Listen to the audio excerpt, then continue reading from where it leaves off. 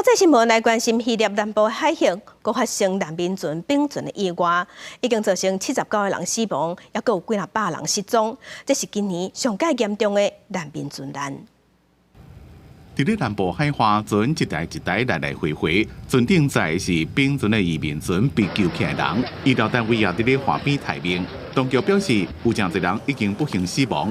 这台船是自利比亚出发，打算要去意大利。 乘客大部分拢是来自埃及、叙利亚加巴基斯坦。欧洲一个救援团体讲，这台船长30公尺。联合国家救援团体讲，船顶差不多400到750人。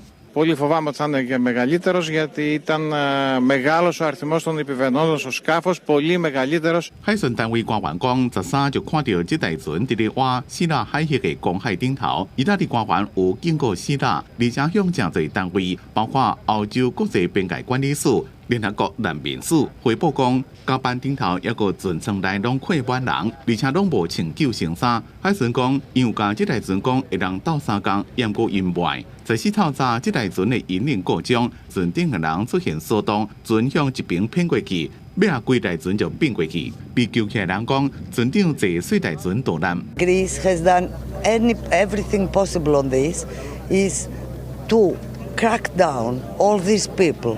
2011年，利比亚独裁政权伫北约军事干预了后，更加无安全、无稳定，真侪百姓拢想要逃走，形成一个偷渡网。因为希腊是中东、亚洲也有非洲的难民，坐船要去欧洲大陆的上主要路线之一。移民的问题已经伫因国家造成严重的危机。政客为这件代志伫咧辩论，严格控管。同时指控联社集团无顾人命。根据联合国的统计，今年估计有上千人伫咧地中海失踪或者是死亡。